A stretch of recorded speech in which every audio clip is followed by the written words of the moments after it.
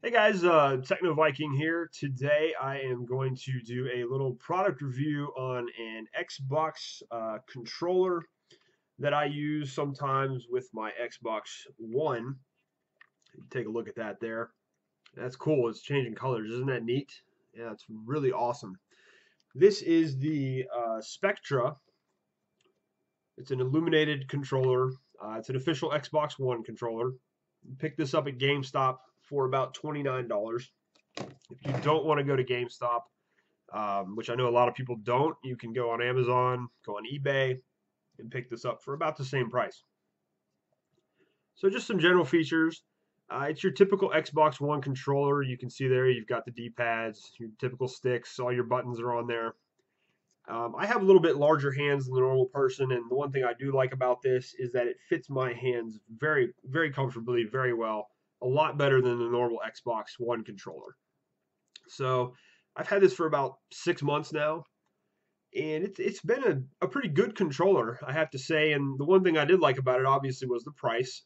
It's today video games are just really in general getting to be very expensive, and it's the accessories are just as big of business now as the games are. And so if you want to pick up an extra Xbox One controller, it's going to cost you about $60 to $70 for a typical Xbox One controller. And if you're a more serious gamer and you want to get a customized controller, you're looking at $100 to $150, sometimes even more than that. So for $29.99, this is a pretty good deal. But of course, as they say with electronics, you are going to get what you pay for. And this, while it's a really good bargain price, it doesn't have a lot of the typical features you would normally get with the regular Xbox controller. But in my case, this wasn't really mainly for me using it primarily as my main controller. I use this more so if I have a friend that comes over who wants to play, jump in a multiplayer game with me or something.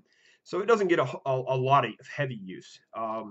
Just maybe every couple of weeks somebody will use this. But even in that small time frame, it has developed a couple of issues, which I'll mention here in a second. But I also wanted to point out the lack of some of the general features that you would get on your normal Xbox controller. If you guys notice here on the bottom, you don't have any connection for a headset. So if you get this and you want to play multiplayer games, you're not going to be able to chat with anybody. You're not going to be able to chat if you want to use your microphone for any kind of voiceovers on your Xbox. You're not going to be able to. You can't use a headset with this controller at all. You're going to be stuck doing the using the Connect, which is not very good at all for communicating in game or in game chat or anything like that. So that's one drawback of this controller. It does have the dual rumble motors like the normal controllers do, so when it'll vibrate when you're playing the game. And what you also notice here, you've got this cord. And I know people hate cords today, so that is definitely not good. The nice thing about it is it's a 10-foot cord, so you can use the controller quite a far ways away from your Xbox. But no USB connectivity with this, no wireless capability. The nice thing is you don't have to pop two AA batteries into your Xbox controller every couple months because it's 2015 and we're still using AA batteries in controllers, which I don't understand. But that is one positive to this controller. But like I said, no headset, and you're still stuck on a cord, so you can't play from across the room. The problems I've had with this so far, and like I said, this doesn't get a lot of heavy use, is the Xbox button to go to the dashboard in the middle. It decides to work when it wants to. So most of the time, 90% of the time, it works. Every so often, it gets temperamental, and it'll just say, "Hey, I'm not going to go to the menu. You're going to be stuck here in your game." And the only way that I've found to actually get it to go back is you have to just reset the Xbox completely, which is a big pain in the butt. The other problem I've noticed is on the right trigger here. It'll either stick or it won't input the trigger motion. So you'll be sitting here playing a game and you're pulling your button there to shoot your weapon or do whatever action you need to do, and it just will not go. Or sometimes you got to pull down on it really hard, and that can really screw up your game. I've been in a couple multiplayer matches where guy pops in and I'll draw down on him and I'm trying to shoot him and it won't fire the gun and I get killed. So definitely some issues with this controller. But like I said, for $29.99, when all the other controllers are in the $60 and $70 range, you're going to get what you pay for. So overall, it's been okay.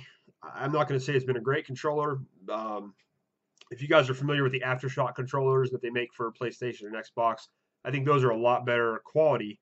It's put together well. It's got a nice weight to it, and like I said, it fits my hands, which are a little bit bigger than average, very well, and it's comfortable to use. But just too many little kind of nitpicky options on it, and you don't have the headset, and you're stuck with a wired controller. So if you're a serious gamer, I would pass on this. Definitely not for you guys. Like I said, what I mainly use this for is when I have a friend that comes over and I just need a second controller because I'm the person who plays the Xbox mainly in the household. No one else really uses it, so I don't need to have a second controller that's going to cost me an arm and a leg for when a friend comes over for a couple, a day or two to play some games. So, anyways, guys, that is the Spectra Illuminated Xbox One controller. And you can see it changing colors there, which is kind of a neat feature. But overall, in general, I would say pass on this. If you see it at the store, if you're interested in it, just I would pass. I would say no. Go ahead and spend the $60. I know it's expensive, but you're going to get a controller that's durable and lasts a long time and doesn't have any problems. Unlike this one, which has had a multitude of little kind of silly issues, but still annoying ones nonetheless. So, anyways, guys, that has been the review of the Spectra Illuminated controller for your Xbox One. Hope you guys enjoyed the review. If you have any questions about the controller or anything in general, feel free to put them down in the comments. And again, this is Techno Viking signing off, and I hope you guys have enjoyed this, and stay tuned for more.